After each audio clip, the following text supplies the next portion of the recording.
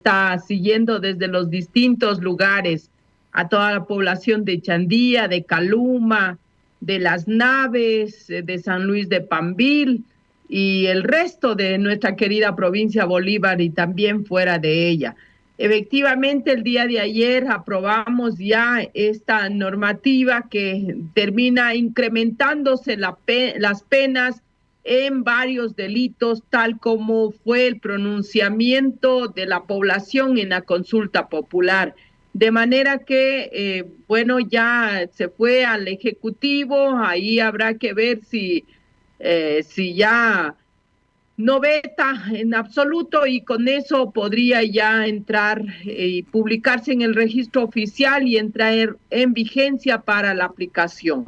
Por nuestra parte, como asambleístas, hemos demostrado que estamos también interesados, como todos los ecuatorianos, en recuperar la seguridad ciudadana. Sin embargo, sí hemos dicho desde el primer instante que no es suficiente solo incrementar las penas. En algo aliviará, pero sí se requiere otras acciones más, como es la depuración del sistema de administración de justicia, porque no puede ser posible que el sistema de administración de justicia, la instancia que el ciudadano común y corriente tiene esperanza de que su decisión va a ser favorable, pero en el marco del derecho o que va a resolver únicamente en derecho a partir de las pruebas, no esté ocurriendo aquello. Hemos visto que están jueces, con vocales del Consejo de la Judicatura, fiscales, abogados encarcelados. De manera que se necesita, como acabo de señalar, la depuración del sistema de administración de justicia, la depuración también de los órganos de control, la depuración de la misma policía, entre otros. Y por otro lado, también tenemos que trabajar en la adopción de políticas públicas para disminuir la pobreza, para resolver el tema de salud, para resolver el tema de la educación, para que ningún niño, ninguna niña, ningún adolescente, ningún joven quede fuera del sistema educativo, para que todos los niños, las niñas tengan seguros que van a terminar la escuela, el colegio, la universidad, que cuando salgan de ahí tengan la certeza que van a conseguir un empleo y que no se encuentren como ahora. Doctora. Ese es el tema que hay que resolver. Caso contrario, van a transcurrir años y no vamos a tener solución.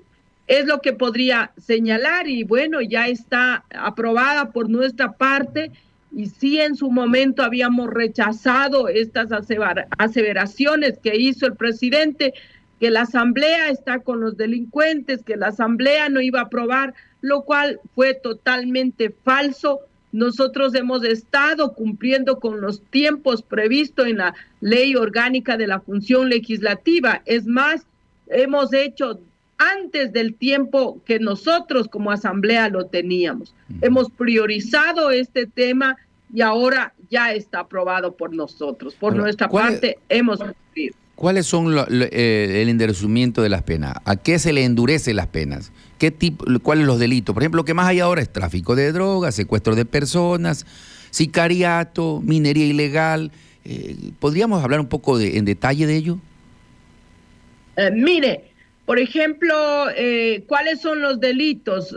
Y eso también aprovecho para señalar que yo, sin necesidad de consulta popular, presenté una iniciativa justamente para incrementar las penas en los mismos delitos que el presidente decidió hacer por consulta popular. Eso también nos pareció totalmente desastroso que se vote 62 millones de dólares cuando tranquilamente podía mandar esta propuesta o simplemente aprobar el segundo informe que ya estaba en debate en la Asamblea y ahí estábamos proponiendo el aumento de las penas en los mismos delitos.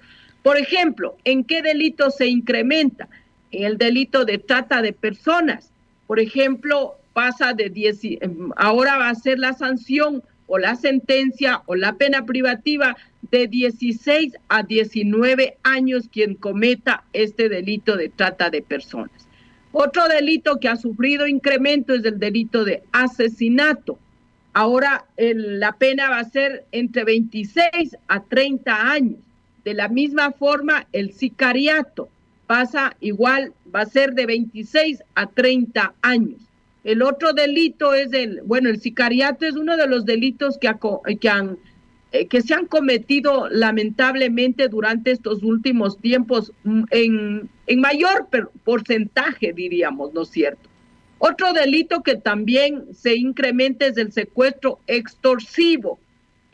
La sanción va a ser, o la sentencia o la pena, de 13 a 16 años. La producción ilícita de sustancias catalogadas sujetas a fiscalización, o sea, droga, entre otros, va a ser la pena de 13 a 16 años. El tráfico ilícito de sustancias catalogadas sujetas a fiscalización, de la misma forma, sufre el incremento. La actividad ilícita de recursos mineros, o sea, aquellos individuos que sin autorización del Ministerio del Ambiente, del Ministerio de Energía, inician actividades ilícitas, serán sentenciados con entre penas de 16 a 20 años.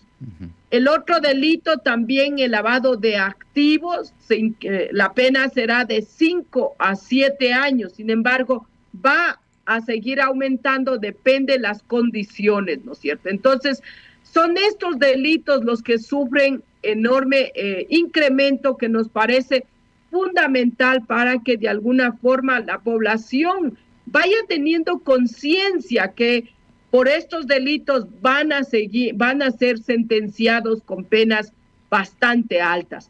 Lo otro que también se ha reformado es la ley de extinción de dominio y la ley de armas. Se ha modificado las penas, o más bien en cuanto a las armas, las partes de las armas o piezas o explosivos o municiones que fuesen encontrados en posesión de otros individuos que no sean los autorizados, esos pasan inmediatamente a las manos de la policía y también del sector militar. En ese sentido, también se ha resuelto esto. Lo otro, eso básicamente lo más fundamental. Claro. También se incrementa el delito la pena en el delito de delincuencia organizada. Ese es otro delito que también sufre una modificación de la pena de libertad, que va a ser de 22 a 26 años en delincuencia organizada. Ese es otro de los delitos. Doctora, dígame. En el tema, ayer, y claro, es largo el listado de los delitos que se endurecen, pero también nos llamó la atención ayer, la Asamblea censuró al ex vocal Javier Muñoz, pero es que no era solo Javier Muñoz, con 128 votos lo censuraron, pero el correísmo pedía que se archive los procesos contra Wilman Terán y la señora Barreno, pero en el Pleno cambió la historia. Así es, efectivamente, ayer tuvimos una sesión bastante larga, de hecho culminamos a las 9 de la noche, tuvimos varios temas, entre ellos la aprobación de esta reforma como resultado de la consulta popular, pero también tuvimos, de hecho, en primera instancia, conocer sobre la recomendación de la Comisión de Fiscalización del archivo del juicio político en contra de Wilman Terán y la señora Barreno. Sin embargo, eso vino de la Comisión de Fiscalización y el Pleno de la Asamblea puede rever, y efectivamente es lo que se hizo, no se archivó, al contrario, se va a continuar con ese proceso de juicio político. Nos parece un total absurdo cuando conocemos todas las irregularidades, todas las omisiones y tranquilamente las actuaciones del señor vocal Terán y la otra se circunscriben en una de las causales para ser enjuiciados políticamente y terminar con una censura. En ese sentido, el Pleno de la Asamblea resolvió que no se iba a archivar, más bien que se continúe con dicho proceso. Así que esa fue una decisión de la mayoría de la Asamblea y aspiramos que se continúe con el juicio y va a terminar, yo asumo, que en una censura, porque hay elementos suficientes de irregularidades, como acabo de señalar. El ex asambleísta, hoy viceministro de gobierno, Torres, acusa, y yo creo que es el punto que une el enfrentamiento, no que une el diálogo. Se trata de dar a entender de que hay una guerra entre el legislativo y el ejecutivo. ¿Cómo lo analiza usted? Bueno, el señor Torres, solo él ve cucos donde no hay. Yo como en varias entrevistas lo he señalado, los funcionarios del Ejecutivo, ministros, viceministros, incluido el presidente, deberían dedicarse a trabajar y no iniciar acusando como lo están haciendo, que la Asamblea, que no le dejan trabajar. Por nuestra parte estamos trabajando. El hecho de que ya ellos, no sé bajo qué acuerdo se juntaron los tres y que ahora se hayan separado entre el correísmo, entre ADN y los socialcristianos, nosotros desconocemos. Sin embargo, nosotros por nuestra parte hemos dicho vamos a seguir trabajando hasta el último instante y es lo que estamos haciendo. Mire, ahora acabamos ya de aprobar esta ley que fue un pronunciamiento del pueblo ecuatoriano, y así sucesivamente, ya van casi 25 leyes que hemos aprobado en la Asamblea y que contribuyen enormemente para el pueblo ecuatoriano. Hemos visto también, mire, que desafortunadamente, no sé si se acuerda, pero hace un mes, un poco más, aprobamos la ley que iba a beneficiar a los gobiernos autónomos descentralizados, o sea, a los alcaldes, a los prefectos, a las juntas parroquiales, para que los recursos económicos que corresponden de ingresos directos e indirectos que les corresponde a estos gobiernos pasen directamente del Banco Central y no tengan que estar mendigando como hasta ahora lo hacen. Habíamos aprobado esa ley, sin embargo, ¿qué pasó? Se fue al Ejecutivo y vetó completamente. Esa es una actitud, yo diría, mezquina y no entender las reales necesidades del pueblo ecuatoriano, porque con eso no se está perjudicando a los alcaldes o al prefecto o a las juntas parroquiales, se está perjudicando al pueblo ecuatoriano, porque si no llegan los recursos económicos, los gobiernos autónomos descentralizados no pueden hacer obras, no pueden resolver los problemas que hay, doctora, en la provincia, en los cantones, en las parroquias. En ese sentido, pese a eso, no salimos y vociferamos en contra del Ejecutivo, lo cual, en cambio, sí hace el Ejecutivo, ¿no es cierto? Pero, ¿cómo le ve usted el hecho de que hayan retirado las firmas para los juicios políticos de los que eran ministros de la época de Lasso, para poder llegar más rápido a enjuiciar a los ministros de la época de Noboa? Y eso es que el gobierno lo califica como un enfrentamiento. Claro, no todos los bloques, pero los bloques mayoritarios, los que ponen firmas y retiran firmas para juicios políticos. Eso habría que tener en cuenta, nos parece totalmente irregular. Debería aplicarse el principio de igualdad, o sea, todos somos iguales. En algún momento se quiso hacer este mismo procedimiento, seguir guardando otros y que pasen los que más les interesaba, y se decidió que no, que tienen que ir por orden, y ahora resulta que no. En ese sentido, el pueblo ecuatoriano tiene que ser testigo de cómo actúan algunos asambleístas de los mismos sectores, ¿no es cierto?, que tienen las grandes bancadas definitivamente. Y claro, lo que tienen el objeto, llegar rápido para el juicio político en contra de la canciller.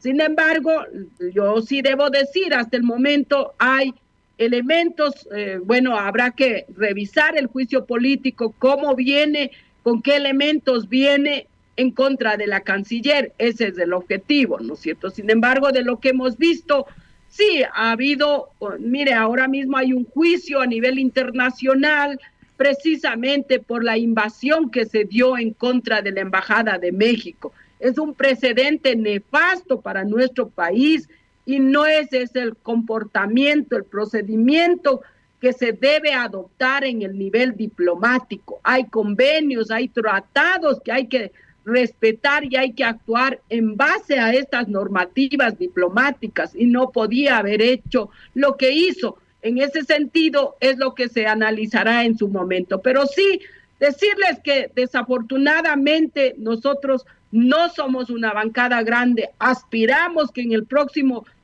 proceso electoral tengamos una bancada mucho más fuerte, como para nosotros también evitar todas estas irregularidades. Y lo que usted acaba de afirmar, serán aquellos asambleístas irresponsables los que tengan que responder por qué actúan de manera conforme usted señala y no respetando el principio de igualdad, y obviamente por intereses también. Doctora, usted es una de las personas que, además de ser una jurisconsulta, una profesional de derecho, una de las voces más activas de Pachacuti en la Asamblea Nacional, que apenas son 5 mujeres. Doctora, ¿cómo le ve el tema político para en la parte final de este diálogo meternos allá? El tema político, el correísmo sigue coqueteándole a Leonidas Issa. Leonidas, ven para acá. Leonidas, hagamos alianza. Leonidas, conversemos. Y Leonidas es el candidato presidenciable de Pachacuti. Algunos líderes políticos como Lourdes Tibán de Cotopaxi dicen, no, con ellos no. Y usted, que es una líder en Bolívar, ¿cómo le ve ese tipo de acercamiento? ¿Con quiénes deben acercarse las izquierdas?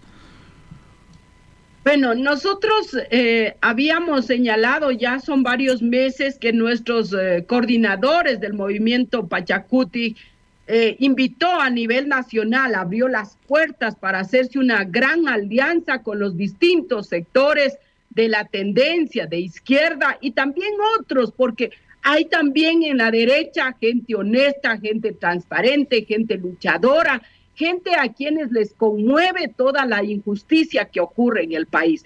En ese sentido, las puertas del Pachacuti están totalmente abiertas para hacer esta alianza con los distintos actores y sectores. Ahora bien, con el grupo correísta, de hecho, ha habido estos llamados. Sin embargo, Leonidas ha sido muy tajante y muy claro en decir que ellos no todos son de izquierda, porque además que ellos, mire, todas las leyes que han posibilitado que se aprueben en este periodo, por ejemplo, la ley de eficiencia económica, que terminaron perdonando las deudas a los grandes grupos económicos, se hizo en alianza con RC, con ADN y con PSC. Entonces, un sector que dice que representa a los más pobres, a los excluidos, al sector de izquierda, al pueblo, no lo hubiese hecho eso. Al contrario, hubiese peleado para que los beneficios o los perdones se haga, por ejemplo, a los pequeños agricultores, a los pequeños emprendedores, a los jóvenes estudiantes que tuvieron que acudir a los créditos en el IES y que no han podido pagar. O sea, son acciones con las que hay que demostrar que si somos del pueblo, que si representamos al pueblo. Lo otro es solo decir soy de izquierda, y en concreto son totalmente lo contrario. En ese sentido hay actores dentro del movimiento Pachacuti que han manifestado que no quieren una alianza con RC en virtud de todo el daño que se hizo en el gobierno del correísmo. Fuimos perseguidos, algunos encarcelados, algunos perdieron la vida, algunos, mire, la casa de la CONAI casi nos quitaron. Imagínense, un gobierno, entre comillas, de izquierda, casi nos desalojaron, nos quitaron la casa de la CONAI. Es en el periodo del correísmo donde más concesiones mineras se han hecho, o sea, la mayoría de proyectos mineros, lo cual es contradictorio. La Constitución del 2008 reconoce a la naturaleza como sujeta de derechos y resulta que de ese año para adelante se lleva adelante concesiones mineras casi en todo el territorio, incluido nuestra provincia. Entonces, esas son las incongruencias de las acciones de estos sectores. Sin embargo, todavía no se han cerrado, estamos haciendo alianzas, como acabo de señalar, con otros sectores y serán ya las bases las que tomen las decisiones. Bien, doctora, quiero agradecerle por su predisposición siempre al diálogo con los medios de comunicación. Inmediatamente uno le pide una entrevista, usted nos apoya y nos concede. Un buen día para usted y su saludo en toda la provincia de Bolívar, donde usted reside y representa con una voz firme en la Asamblea Nacional. Buenos días, doctora. Buenos días, muchísimas gracias más bien por este espacio, por permitirme llegar a cada uno de los hogares, decirles que estamos trabajando, cumpliendo con nuestra propuesta de campaña. La semana anterior presentamos el proyecto de ley orgánica de consulta y consentimiento previo, libre e informado, que va a permitir que los territorios, que las tierras y los derechos de los pueblos sean respetados. Oportunamente bajaremos a territorio para socializar y si hay algún tema que se quedó fuera, todavía podemos acoger y presentarlo. También hemos presentado la propuesta de ley orgánica de recursos hídricos. No sé, en el 2019 se adoptó una sentencia en la Corte Constitucional que dejó, o más bien que declaró inconstitucional la ley de recursos hídricos adoptada en el 2014. Por ende, estamos en deuda desde la Asamblea en dar al país una nueva ley orgánica de recursos hídricos. Por nuestra parte, hemos presentado ya esa propuesta y está en el CAL para ser calificado. Aspiramos que sea lo más pronto posible calificado y obviamente tengamos lo más pronto posible una ley para todo el país. Así que estamos trabajando, hemos presentado la ley, una reforma a la ley de defensa del artista. Estamos pensando en los artistas de nuestras localidades que a veces son abandonados. Hemos presentado la propuesta de ley de reforma a la ley de juventudes, pensando en los jóvenes para que no se les exija los 2 o 3 o 5 años de experiencia